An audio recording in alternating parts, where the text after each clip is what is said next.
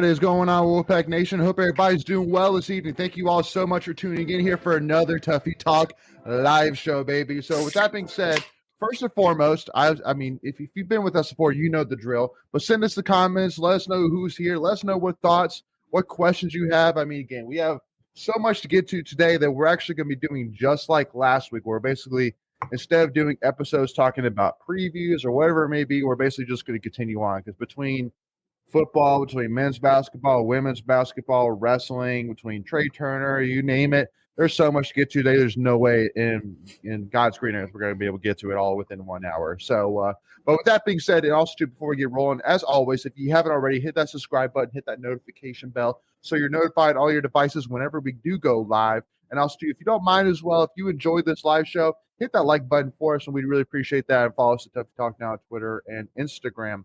So, with that being said, I mean, you know, I guess how do we want to get through this first? I mean, first of all, Nick, obviously, Nick, Matt, in the comments saying, hope everyone's doing well. Appreciate you, Nick. Hope everything's doing well for you. Hope you're having a happy holidays so far, and Merry Christmas to everybody. And Southern Family saying, checking in from Reedsville. Hey, appreciate you, Southern Family, for tuning in with us. We hope that you enjoy it. And again, make sure any questions, comments, thoughts, concerns, whatever it may be, make sure to send those in the comments and we will get to them. But with that being said, I guess we'll just kind of take it from the latest to kind of work our way up. So obviously, you know, football. I mean, obviously, it's been a crazy 24 hours, say the least. Obviously, the most exciting news for sure is the announcement of first of all, I want to talk about Tim Beck leaving. I think that was definitely a big shocking news for sure. The announcement of Tim Beck accepting a new position as the head coach at Coastal Carolina. And so Greg, initial thoughts. I mean, were you sad? Were you happy for him? Were you, what was your thoughts? First of all, I don't think it's a shock that he left. I think it's how he left is probably the more of the shock, right? I think more people thought he would be released from the staff and then would be a free agent instead of taking a head coaching job and kind of, leaving taking the guesswork out of it for us fans. So, I mean, obviously happy that he got I guess it's a promotion. I don't know how well he's going to get paid there, but it is a head coaching job, so technically it is a promotion. Yeah, but he gets $1 million good for him, which is not that much more. $1 million for 5 It's not much years. more because I think he was about 7.5 or 800,000 somewhere around there. Mm-hmm. So correct. So a slight bump, but it is a jump in stature. So good for him. Yep, sure. Making anything to add? No, I mean, I think it's good for NC State. You know, it's now 2 OCs under Dave Doran, who's got head coaching jobs. Coastal Carolina's a respectable program at their level, and they've obviously done a really good job with the coach they had, who's now at Liberty. And I mean, I don't know. I mean, I'm fine with it. It's good that he's doing his own thing. I will say, I think fans are kind of going to be a little bit. How the word is, I think they're giving Tim Beck a little bit too much flack because he's really has developed some nice quarterback play NC State, and he's a good recruiter. Brought in some really good talent. That's right. I mean, I think people will say they want better, and things could always get better. Yeah, you could always be a top 25 offense, which we were last year. Right. So I don't know. I think people have a short-term memory, and they forgot what he may have done, and I think. I hope we're not wishing that we had him another year and we get somebody who's not as good. I hope that doesn't happen. I hope it's somebody that's going to blow him, perform just as well, if not better. But I like Tim Beck. I think there's things he could have done better, like any OC. But I just hope we don't regret losing him. If that makes sense. So regress, right? Well, the one thing which I'll immediately say to that is that one thing that Doran has always prided himself on is that whenever we lose somebody, he always looks for somebody better. He's said that publicly that's what he goes for every single time. And I think he's for the most part done that. I mean, obviously, you lost, Drinkwitz, and then Canada. And then you kind of work your way up, which I mean, that's kind of arguable. But I would even argue more of actually before that. I was thinking of the first wide receiver coach that he had, that McDonald. No, before that, the very first one. That's the thing. So even that far back, yeah. But then they brought in McDonald, and that was definitely a step up. And Joker Phillips, obviously, that's debatable, to say the least. But again, I think that especially South Carolina. I mean, dude, they got freaking Dan Mullen as offensive coordinator. I'm like, dude, we need somebody like that, especially too, because I mean, I think any offensive coordinator would love to come in right now with the young core that we have right now. I mean, this is a great situation for a new offensive coordinator to come in and be like, hey, we can kind of mold this from the bottom. Michael, what's your thoughts? Anything to add on it? Yeah, I'm kind of along what Macon said. Kind of like, okay, yeah, we offense was bad this year. I mean, but the last 2 years, Beck's done a great job with the offense. There were a number of other factors besides just Beck calling the plays that went into the offense being bad this year. Yeah. But at the same time, he didn't get fired. He did get a head coaching job. So it's not like I don't think Dorn could have done much really. But I'm excited for a new opportunity. Well, I think Satterfield and him are kind of similar in the aspect where, and we're going to talk a little bit about Satterfield, but I think that both of them, they took new positions, but in all retrospect, they were already kind of on the hot seat anyway in the previous position. So go ahead, Macon. No, I just thought that was one thing I was going to bring up to the whole Satterfield hire. But to your question, the first wide receiver coach Dave Dorn had here was Frisman Jackson. God, that's right. Yeah, and I was going to point out, you made a point later. I think it's a fair point. So you think State has, in my opinion, has improved over time with their OCs, in my opinion. So they, your first OC was Matt Canada, and then you go to at the Steelers. Yeah, OC. Well, actually, I could argue that he had a dip there the 1 year when he did the double OC. But you had Matt Canada, then you had Elijah Drinkwitz, who's now the head coach at Missouri. Then you had that 1 year where it was that co-OC thing, which was not a good idea. That was a disaster. But he immediately got rid of it. Then he got Tim Beck. So I would say if you look at it in a certain way, I think there is a step, there is a progression there from OCs. So, one of them ended up being the OC, is now the OC for the Steelers. One is the head coach at Missouri, and one's the head coach at Coastal Carolina. Pretty good. So, sure. Yep. Yeah. No, and again, too, one thing which I do want to talk about, Southern Family puts in there screen to the left, 2-yard gain, screen to the right, 4-yard loss, is the one of the biggest things that stood out to me, which this was kind of a tweet of the week, but not really. Big Game Boomer, he put out a list of the top 50 offenses from the 2022 season, and to not see NC State's name on there with everything that we had coming into the season is like, I mean, again, I know all the injuries for sure, but just to not see our name in the top 50, offenses from one guy, again, it's just one guy. It's like wow, that blows. Statistically, we weren't even close to top. That's not what 50, should be. Yeah, exactly. Well, I'm just be very curious to see who State gets, because with this transfer portal stuff, which I know we'll probably talk about, but they're going to need to move really quick because guys are willing to commit, and you got to think with Tim Beck leaving, there's some good offensive players committing to NC State. How does that impact their level of commitment? People, don't think about all those dynamics. You got to, all high school players, they're not really, or I guess the transfers, they're probably not committing until you get a system in place and they know what they would be getting. So, sure. I would imagine this week you're going to hear something from Dave Dorn. On hire. And just real quick, you brought up the incoming recruits, early signing periods next week. Yeah. Sure. Yeah. Or the week after. 2 weeks. 21st? I thought it was 15. Okay, my apologies. So I mean, you're still only a couple of weeks out. To that point, you're going to want to get someone in here rather quickly to shore up all of that mix of incoming and transfers. Which Dorn probably has an idea of who he's going to hire. For sure. For sure. It's probably all the red tape about ironing out the contract details, and with it being a public university, technically the jobs have to get posted, so there's all that and get approved. He probably already has a guy in mind.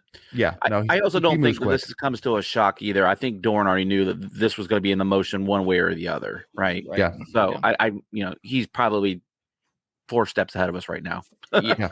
No, he's definitely somebody. I mean, it's not like, oh my gosh, like he saw on Twitter, like, oh my gosh, Tim Beck is leaving. That's crazy. Like, no, he knew well in advance, and he moves fairly quickly. So just like you said, he already knows his guys of 2 or 3 guys he's already talked to before. He'll move fairly quickly. So I think it's just a matter of a couple of days here before we find out who's going to take over. And just like you said, because especially now that we are in the heat of the transfer portal, it is very key, just like Macon said, that we get that offensive coordinator set in stone, so that way we can start pitching to these transfers like Le'Veon or Trevion Cooley. Here's what you have to work with when you come in here. But kind of moving on here, and this will kind of lead into our Leary conversation, which I know everybody is, dying to talk about for sure. But I did want to kind of talk about, Megan kind of talked about the transfer portal situation.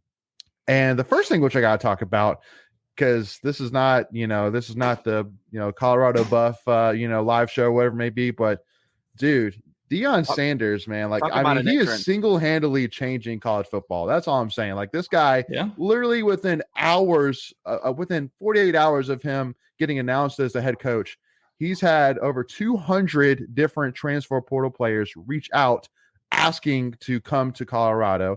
He's bringing all of his guys with him from Colorado, so including 5-star Travis Hunter, the #1 overall recruit from last year. Like, can you imagine being Colorado Buffs fan right now and being like, oh my God, we went 1-11 last year, and here we are about to get the mother load of like, and he just flipped a 5-star. 5-star wide receiver. Yeah.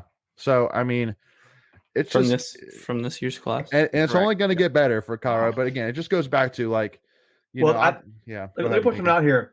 I think that kind of shows, and I think maybe this is a difference, that some players don't really care for the money so much. I think there'll be some money there, but Colorado's not pouring out a bunch of money. I mean, he might. Did you see their facilities? I know they've got nice facilities. Trust me, they've. That's money though. They've won. I know it is, but State's got nice facilities too. It's different, but Colorado facilities. But they have won a national championship, and State has not, right? Correct. Did they have a Heisman player? State does not. Correct. Did you see the quote from their AD though? Go ahead, Michael. Give us some facts.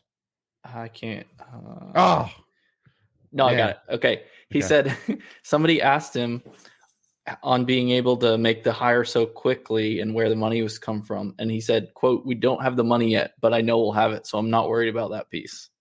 Right. So Well, the other thing is Deion Sanders is a brand of himself, right? He'll bring in endorsements. So exactly. They'll get the money. It's just funny to hear him say that. Right. But he's totally banking on Deion being just Deion. Right. Yeah. Well, it's funny too when they announce him. He's Coach Prime. He's not Coach Sanders, right? Yeah. He's Coach Prime. I mean, like you said, that's a brand in and of itself. Yeah. No. Him with those glasses. That is also like a signature thing for him. So now I know we don't want to spend too much time necessarily on this, but it's just crazy. Like for anybody who loves college football, like it's like you've never seen anything like this before. Guaranteed, there has never been anything like this within the last 48 hours. And real quick, he took a bad Jackson State program. And he's playing for a championship this weekend. Like, in less than 2 years. Right? What's that? They went 12-0 this year, right? They went 12-0, yeah. Yep. And I mean, again, they pretty much blew everybody out of the window too. And with a freshman Travis Hunter. So imagine, year 3 of Travis Hunter under Deion Sanders. So, but I want to kind of get your thoughts. And for those tuning in, let us know in the comments what you think of the transfer portal the way it is right now. I mean, obviously for NC State, we've had 3 that we know of so far that have announced their name in the transfer portal, which we'll get into. But I know like Virginia Tech has had 11, Clemson's had 10. DJ Uyangale announced his transfer. Like, it's craziness. Like, I mean, there's hundreds, if not thousands. Go ahead. I saw a tweet that said already across all divisions, there is there's I think it's already about like 700 transfers in the portal. 400 or 500 dropped today. Yeah, I mean today's the first day they can officially do so. So it's I mean you didn't mention guys like Brennan Armstrong. You didn't mention Jeff Sims from almost Georgia half Tech. the ACC. Phil Dracovic went to Pitt. Phil Dracovic, he went from one ACC program to the next. So crazy. I mean, you're going to see guys that are just transferring to Hudson Card from Texas, McNamara from I can't pronounce his last name, but from Michigan. McNamara. McNamara is going to Iowa. And that one was quick. It is interesting. And we've kind of talked about this before, the transfer portal. The big names obviously are always going to be the quarterbacks, right? And you're going to see a lot of quarterbacks transferring because there can only be one quarterback on the field at a time. Sure. And it is interesting. What I've kind of just noticed, a couple of people have dropped like top 30, top 50, names in the transfer portal. 80% of them are offensive players. You're not seeing a ton of defensive players out there, right? At least right now. Yeah. Mostly running backs, wide receivers, and quarterbacks. Occasional linemen, but it's look, it's the way things are today. And I did see an interesting tweet from Brent McMurphy about an hour ago. He's like, I'm waiting for the first team to opt out of a bowl game because they don't have enough players, because of the transfer portal. And one guy dropped in there that Wyoming was down to like one running back. They had like 3 or 4 that were either injured or in the transfer portal. So he may not be wrong. So this may be changing the landscape in a lot of different ways other than just players moving from team to team. Yeah. Well, and Nicholas Potter just pointed out that over 1,000 players are in the portal as of 19 minutes ago. That's crazy. Again, it's just, it's never been anything like it. It's going to totally change college sports. So, again, it throws high school recruiting basically out the window, which is kind of unfortunate because, in my mind, just like it seems like to me that basically now that for high school recruiting, you're basically going to focus on kind of the cream of the crop, and then anybody else that you don't get, you just kind of get through in the transfer portal. But then what about the 3 stars, the guys with like a J Sam, like a Garrett Bradbury, like a Bradley Chubb, who only got 1 or 2 offers? Like you're going to miss out on that. They might have to go to a lower level school, go the JUCO route, and to be honest with you, if you're a lower level school, it I don't know. Does that help you? Maybe I think it does, at least for a year or 2. Mm-hmm. But also too, I would say that again. I mean, then if you're killing it at a lower level, then it's basically like, okay, well, I'm going to go transfer transfer up to a big boy school. So a couple things too that's going to change too is you're not going to offer as many high school recruits because you're going to want to hold 4, 5, 6, 7, 8 scholarships for transfer portal players. So it's going to the way you recruit is going to even change because you may not go after a quote unquote a center in this recruiting class. You might go after a transfer center. You know what I mean? So it's gonna change how you strategize in that regards too. So it's mind blowing how quickly this thing is. And here's the other thing: you're not, I don't think you're going to hear like the term quarterback of the future anymore, right? Because I think it's going to change on a year to year basis, depending on what's out there in the portal, and you're going to have guys that are thinking that they're going to be 3-year starters at your school. And they're after year 1, they're out of the program because you've just transferred in a new guy.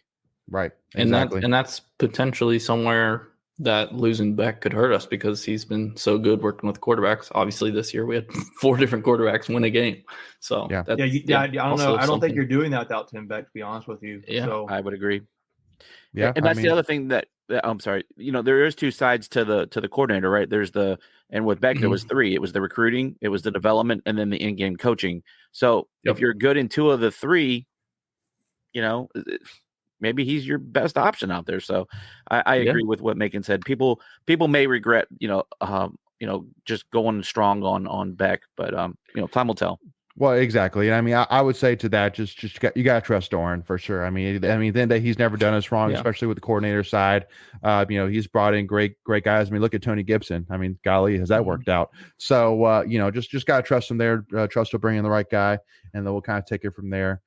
So before we move into the next portion, we want to kind of bring up a tweet to kind of follow it. So with that being said, we're going to jump on over to our Tuffy's tweets of the week.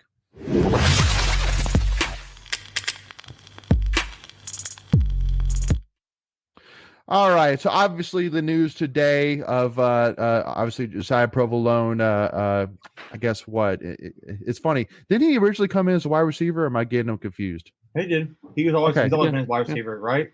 Yeah. Okay. Well, just in this picture here, it looks okay. I guess special teams. He's on the outside. Yeah. It almost looked like he was lined up as like a nickel or something like that. Yeah, so I was like, huh. But yeah, no. Josiah Provolone, obviously in-state wide receiver. Now he is going to be transferring, and then obviously the gut punch of it all this morning of the announcement of Devin Leary announcing he is going to be putting his name into the transfer portal.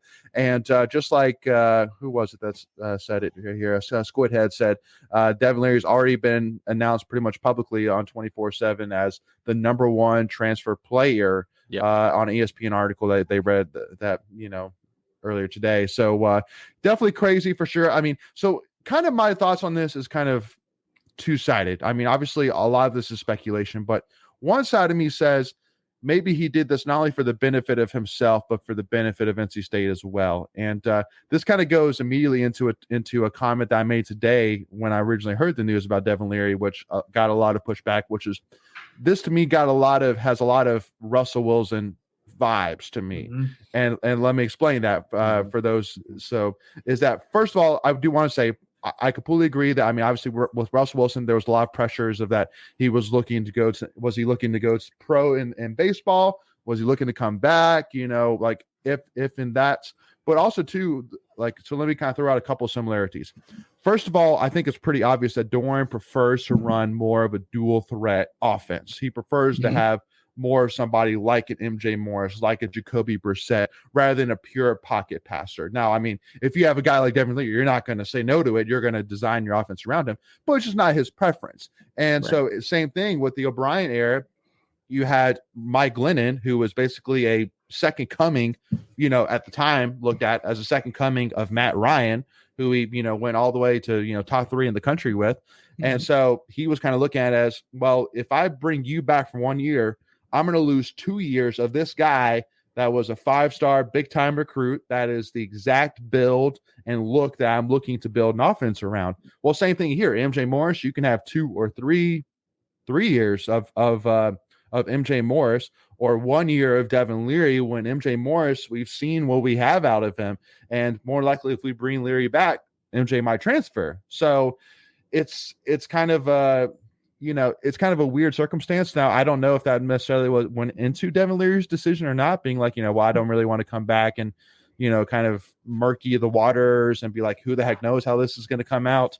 I mean, it's an interesting thing. Now, I mean, obviously it's happening. It's going to happen. Obviously, there's one name in particular of where he might end up, which is being Notre Dame, which, that one, again, we don't know anything besides just that's a name that has been thrown out there, which I immediately say, blah, because I mean, obviously we have to play him at home next year, which would be the weirdest game to ever happen Carter Finley for that exact reason, because we've never played somebody who is number one in a single season inside our own football stadium. That sounds bizarre to say the least. So, yeah. But the one thing which I will say, though, benefit for him, though, is, and also is too similar to Russell Wilson. Russell Wilson, he left, went to Wisconsin, got a lot of national publicity out of it, really helped his draft stock, and I think really helped, him, take that next step, towards his pro career. Same thing here with Leary. I mean, I'm sure he's probably going to go somewhere, like Notre Dame, where it has a lot of national publicity to it. He's going to get in front of the TV a lot more and get the respect that, his talent does deserve. So, it can be a win-win for both of us in my eyes in this situation. Yeah. The only difference I would say, is that I think this decision was pretty much 100% up to Leary. Yeah.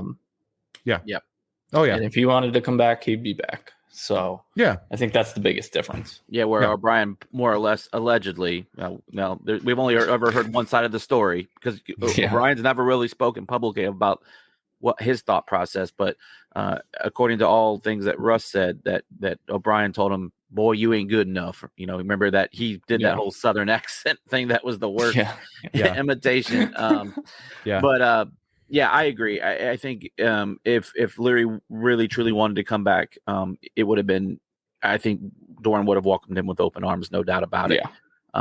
Now, the one thing I will say to counter what you said, Leighton, I'm not so sure we know what we have in MJ Morris. It's still a very small sample size. Sure. Against the more or less the bottom half of the ACC teams. So now, is there potential? 1,000%. Do I think he can get the job done? 1,000%. Only time will tell, though, right? And then it's about what offensive coordinator you bring in. Is it a good system, a good fit for MJ or whoever that quarterback's going to be? What's the surrounding talent going to look like? What you bring in and what you lose. So a lot of unknowns, and it's going to be a wild ride this offseason for NC State football. There's no doubt about that.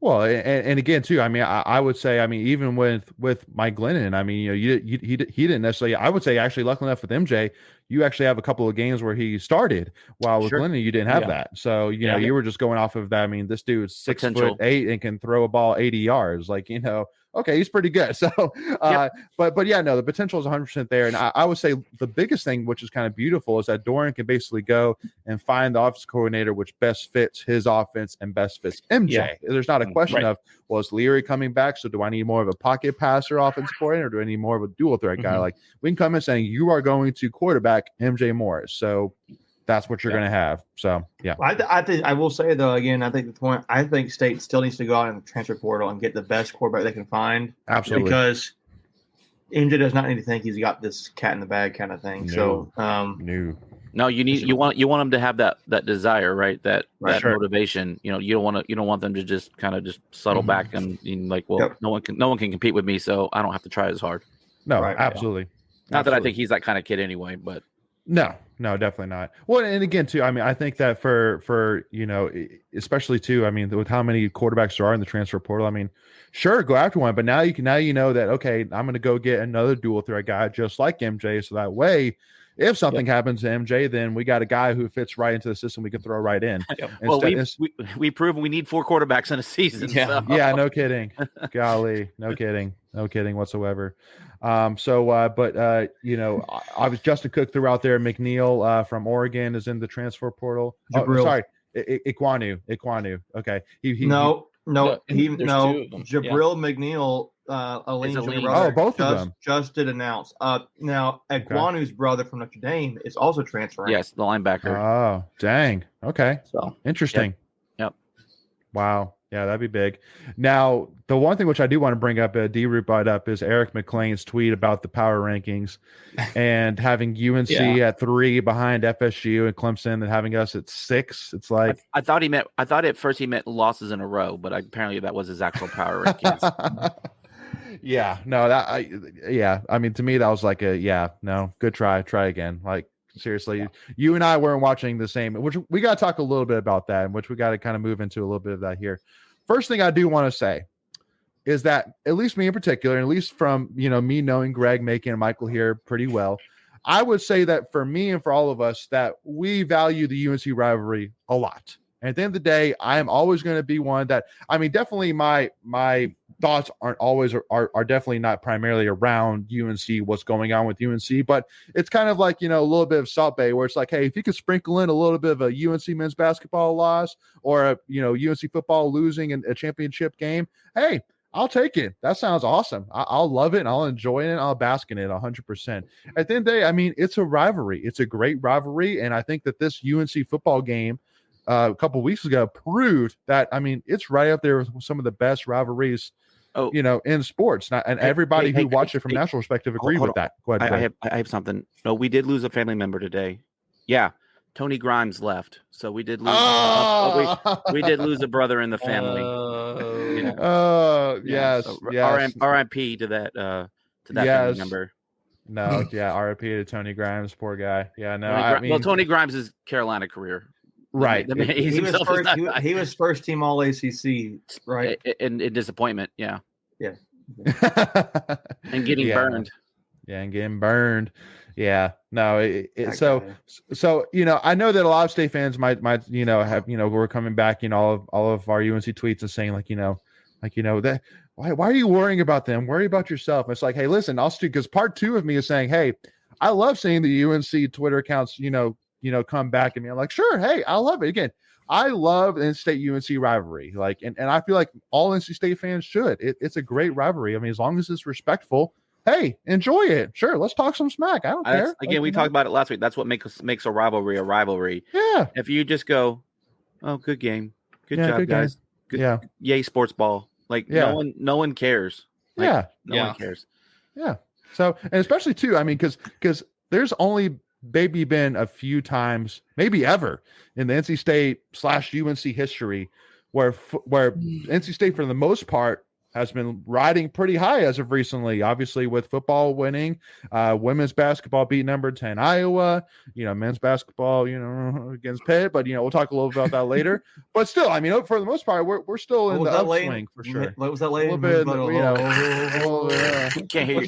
which we'll get into there. But I mean, again, for the most part, still on the upswing with men's basketball. But then you got UNC, who, I mean, UNC basketball gets just donkey stomped by Indiana. Men's basketball now loses 4 in a row.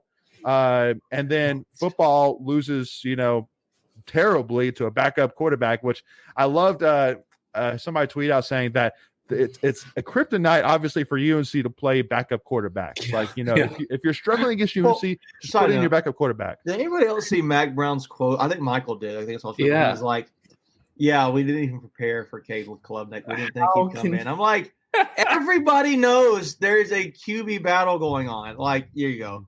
Like, good of Mac Brown to openly admit they have no idea how to deal with the QB change that everyone knew was probably coming. Like, exactly. Like, did you just basically remove all doubt that you're an idiot? Because of coaching. And it's like, go ahead. Somebody in response to that brought up a quote from last year when they played Georgia Tech and Jeff Sims was out. And he was basically saying the same thing. Like, we were preparing for Jeff Sims and didn't. That's a stupid quote. If that's really your go-to excuse to basically play dumb, like, oh well, my best argument is we were dumb. We didn't know, and it's like that's your best. That's your best argument. So imagine. Okay, so let me get this. You want me to go?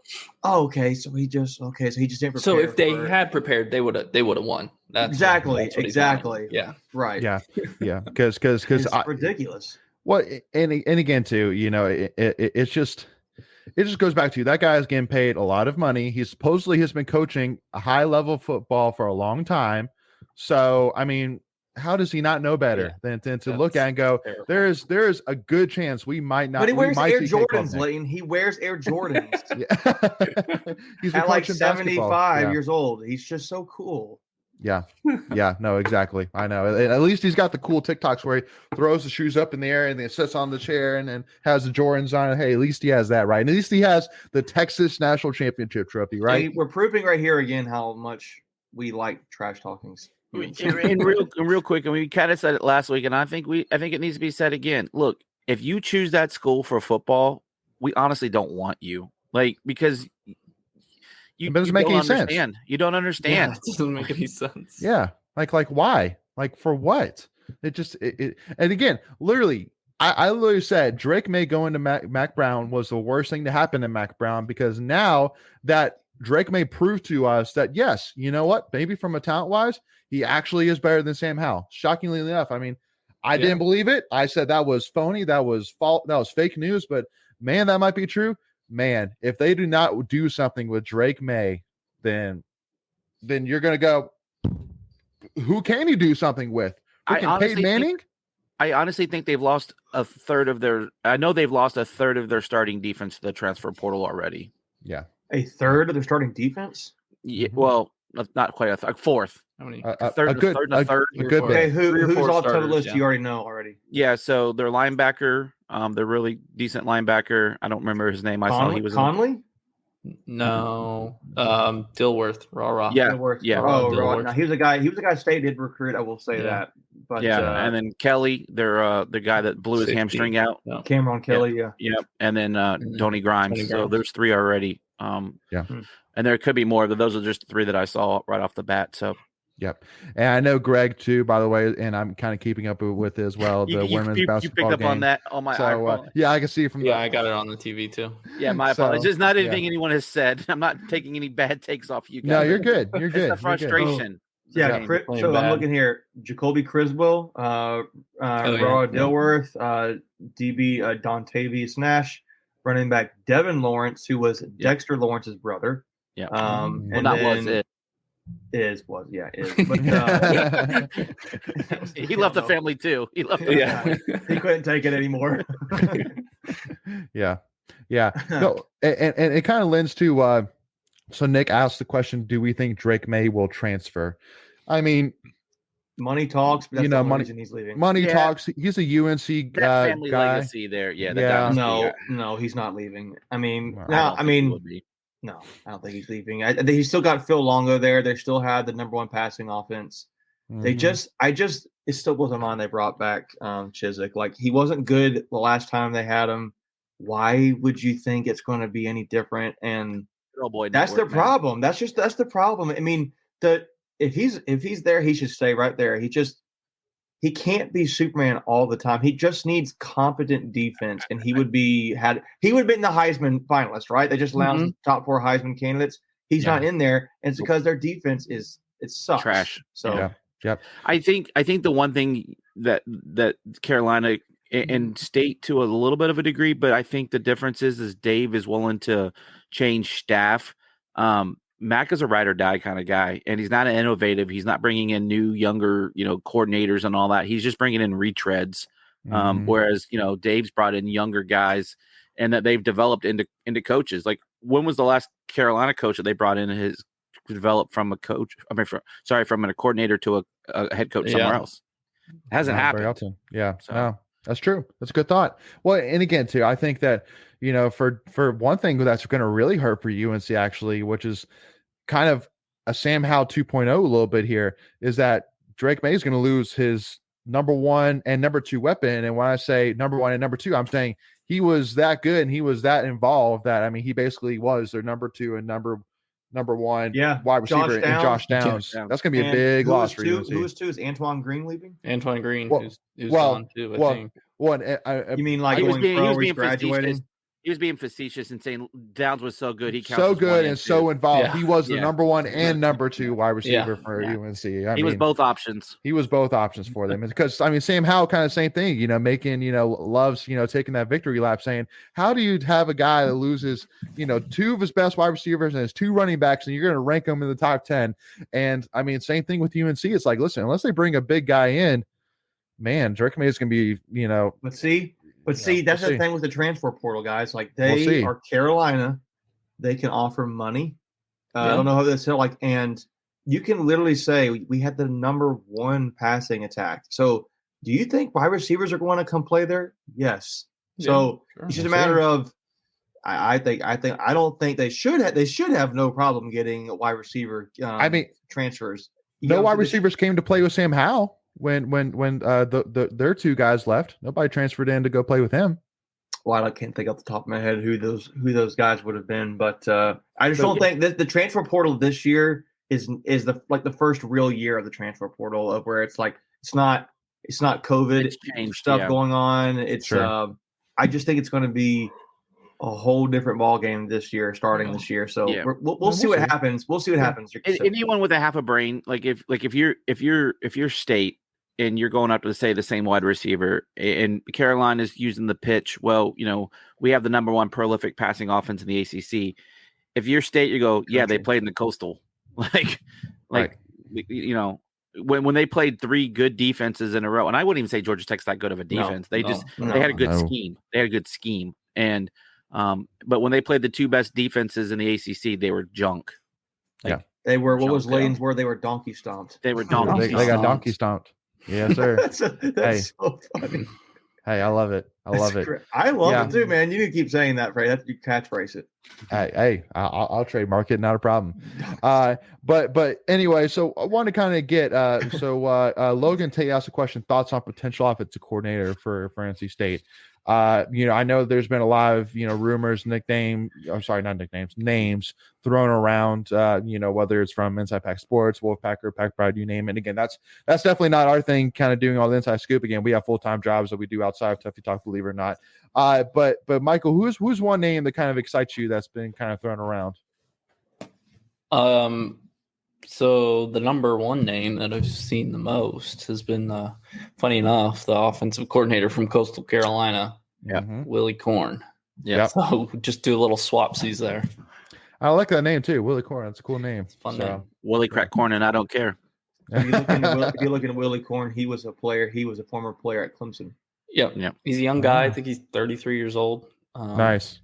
There's not a lot out there. There's not a lot out there Yeah. on him. I kind of went to go look, just to kind of watch some interviews. He's a young guy, but maybe it's not him. Maybe there's wasn't anybody really in that list or any list I saw or anything that was like, man, this is like a really like huge name. That'd be great. I mean, I honestly I know you, Leighton, you mentioned earlier Dan Mullen going to South Carolina was like, dang, that's what I would have gone. Yeah. But yeah, I don't think we'll Dan see. Mullen would have came here. I'm not going to steal the thunder OC. of some of these other sites who are listing it, but it's because they got really good content there. But there's some good names you guys can kind of search out here on social media and probably see some info dropped here. Now there's one that I haven't seen mentioned, but I think it's one that Doran interviewed in one of his other coaching searches, which was Seth Luttrell from North Texas, who just got fired after making the Conference USA Championship game.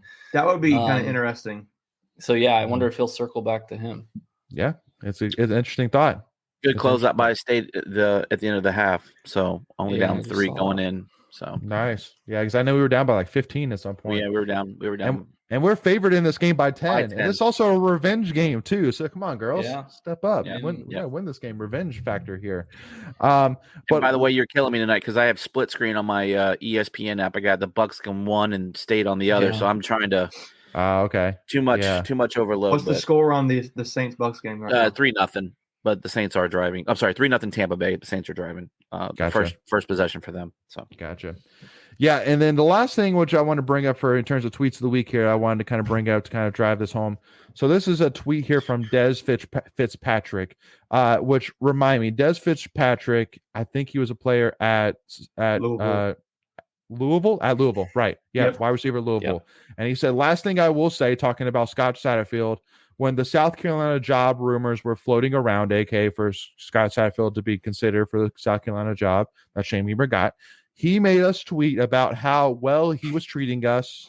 Wow. But wouldn't tell his players that he was leaving in person.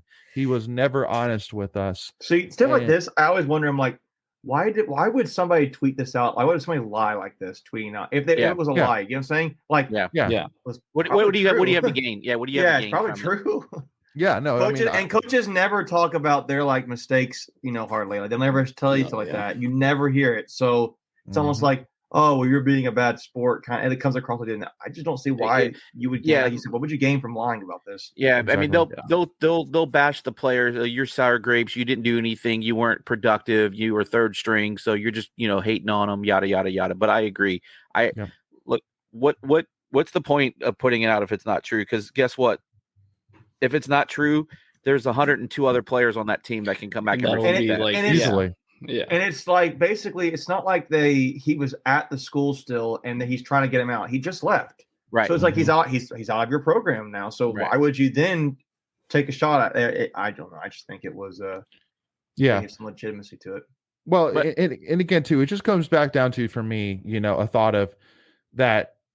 As much as NC State fans love to, kind of, bring up, the issues within NC State, I know that a certain NC State account was tweeting out saying, that Leary leaving shows signs of, maybe that there's a culture issue within NC State and blah, blah, blah. I'm like, okay, anyway, so, but it just goes back to, Louisville right now, they just lost their head coach out of nowhere. I don't think a lot of people were really expecting him to take a Cincinnati job.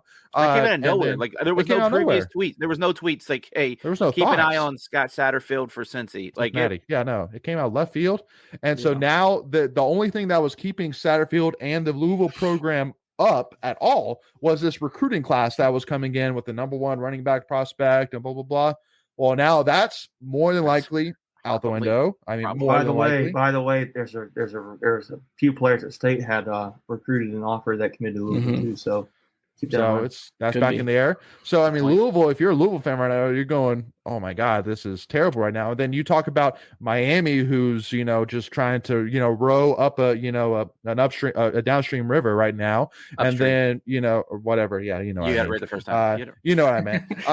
And then like Wake Forest, they have 10 or 11 players leaving. You have Sam Hartman saying it to a microphone when he was asked would he consider coming back. He said, heck no.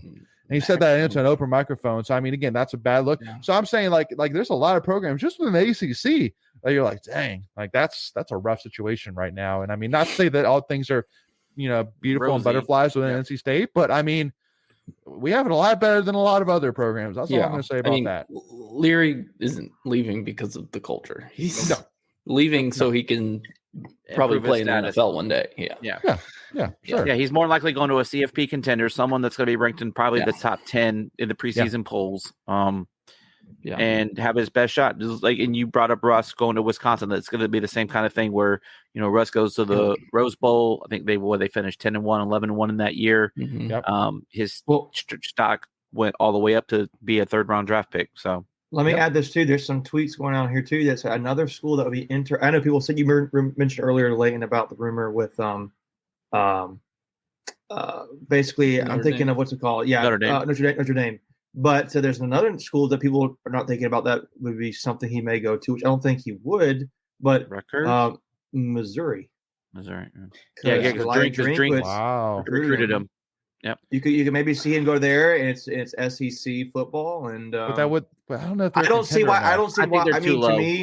to me, I think he's out of the ones people are talking about. Notre Dame probably makes the most sense of why he would leave. Yeah.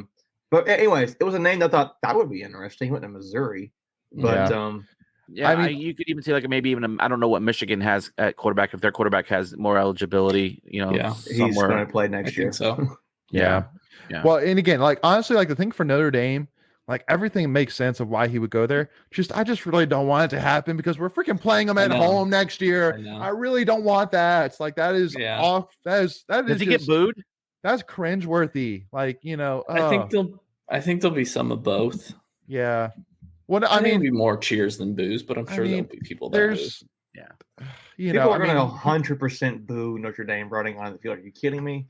No, I was talking about like freaking loud in there. Well, no, I was talking about Leary when Leary if Leary was under center or shotgun or whatever, and I'm just going to lie on. I'm just going to lie on the bench. Time. Hey, I'm just you guys got to root for your school at that point. Oh yeah, no, sure. No, I don't have any problem with it. It's just it'll be interesting to see the reaction he gets if he does come back. I mean, again, if he does, Notre Dame comes back. Like why I make the joke? I'm literally just gonna lie down on the bench just because I'm really like, I'm just gonna be in such turmoil inside because I'm like, dude. I mean, I have some serious. I mean, like love and respect for this guy for what he did for our program, and then here I am asking him to get freaking knocked up by our defensive line, get picked, and just like run out of time. I'm like, maybe knocked down. But like I mean, I want this guy to get sacked. Like I want this guy to get hit. Yeah. I don't want him to get hurt. I just No, we want him donkey stomped. It is the end of an era at State for Leary. Like for sure. I kind of feel weird about it though. Just because like the potential was always there. He did some great things, was a great person, but it's all the what ifs, right? Like the 2 injuries that he has. When Russ and Glennon were here, we were kind of 500 teams. We were definitely better than 500 with Leary at the helm. But I also felt like we left a lot of meat on the bone, if you will. Yeah. Well, so let me ask you this, and this kind of breeds right into this here. So I put out a poll earlier this morning asking, is Devin Leary a NC State legend if his NC State career had come to an end? Because at the time, it wasn't officially announced by him that he had left yet, but it was rumored that was going to happen. So is Devin Leary an NC State legend? And there was about 1,600 votes. Wow. 60% of people said yes. I'm the 40%. 40% said no. Define legend. Well, exactly. That's the thing. Everybody has their own. Everybody has their own different. It's very subjective. Okay, here's what I'll say that. Is he one of the greatest quarterbacks NC State's ever had? Yes. Should he be in that conversation? Is he kind of, in my opinion, the only difference between, I feel like he's going to be looked back on as like a guy like it's hard because he's transferring out. That's the only problem. Yeah. And it's the big, is he like a Jamie Barnett, Ryan Finley type of people view him in years from now? I think that's probably how they're going to view him. But I think ultimately they'll do that. I think the fans will have endeared him in their heart, but it'll be this. But you left the school. You transferred out, so that's gonna be a big demerit. So I think he's kind of a step up from them, and then a step below Rivers and Wilson, obviously, just because Do you put him ahead of Glennon? That's also tough too. I mean, no. I don't necessarily. It depends. It depends. So what are we talking about? But Glennon's here? team stunk. Like, yeah. Well, because again, let's give a little bit of context here. So for those who didn't see my tweet from this morning, so as of right now, he ranks obviously first, breaking Phillip Rivers' single season passing touchdowns record. He also at this time ranks fourth in all-time career passing touchdowns, only one behind Mike Glennon. So if he would have gotten 2 more touchdowns, he would have passed Mike Glennon for passing touchdowns. He ranks sixth all-time with 6,807 passing yards. How many games did he play total? Do we know? I mean, do we have that handy? Like 2 full seasons? Because there's context. Because there's context to all that, obviously, right? So if you only finish, if you put it all together, I would say 2 seasons full. 30 games. 30 games. Okay, it's 2.5 seasons. What did Glennon have? 2 full seasons. 2 full seasons. He played fully 2011. So he's only probably 24 then. So he's only got 24 games. Yeah. So Glennon, but it's still, I mean, obviously 26 with the 2 bowls. 26. Okay. So, but it just goes back to, I mean, statistically, is he one of the greatest in-state quarterbacks that we've had? Yes, he is in that conversation. And definitely, too, just brings the whole thing. Because that's another thing, too, is that really there's 2 things. Just like you said, injuries, which neither of them were his fault. It wasn't like a fluke, hamstring thing. That they were both on penalties. They were both on penalties that were dirty / not normal hits. And then also, too, the fact that it's almost a benefit for us in a way that he's transferring, just because of the fact that you're getting the younger, higher potential MJ Morris. This is where I'm getting. I think it's interesting because State now is developing again more and more a rich history of quarterback play. That it's you're having to kind of pick through the weeds here. Where does he rank? Yeah. Where does he stand? If he would have stayed another, I think if he had another year like he had that first year, he would be like top 2 or 3. Right there, we're right there with Phillip easily. So now that he hasn't, where does he stand? Is he in top 5 or 6? We had this conversation preseason, I think. Yeah, we did. So, and I think we said he was 5 or 6. So I think he's probably like 4 or 5 right there. Yeah, I think he's probably top 5, and he's no higher than 4. But he's, I think he's 5. I think he's probably right there. Yeah, I think he's one of the better quarterbacks we've ever had, and. I mean, you look at some of these lists on social media, these people ranking him as like literally the best transfer player right now in the portal so far. Which is crazy. How do you not get disappointed losing a guy like that when? Sure. I don't know. I will say that you kind of torn because the offense didn't look so great this year with him, and it looked better at times with other guys in. So, is that him? I think it's a combination. Is it back? But. Is it? Yeah, I think it's a combination of things. Well, and here's the funny thing, and we'll kind of flip it just for 1/10 of a second. He basically had the same stats as May had this year, and May was getting all the Heisman talk. Right. May have one less touchdown. No, May had 1 more interception. I think May had 6 interceptions. Well, okay, I knew Leary was better in either the touchdown or the interception. So but essentially the same stats. Correct. And the media was fawning all over May. So against way tougher talent than UNC win against too. Yeah, Atlantic Division is way more. I will say though, for Drake May, so if you compare the touchdown to interception ratio, Devin Leary's better. But if you look at like passing yards, rushing yards, Drake May is notably better. You factor all that in, so just be fair. But no, I get you. But there's also context there too, because I mean, you can throw a 5-yard out and the wide receiver can bust it, and you get credit for an 80-yard touchdown pass. Yeah, and UNC throws the ball way more than we do too. So it's like, yep, absolutely. Well, so again, it just goes back to that. I think that a lot of it's just it's a gamble. Do we because I think what this whole thing is going to come down to. How does MJ Morris work out? How does Leary work out with his new program?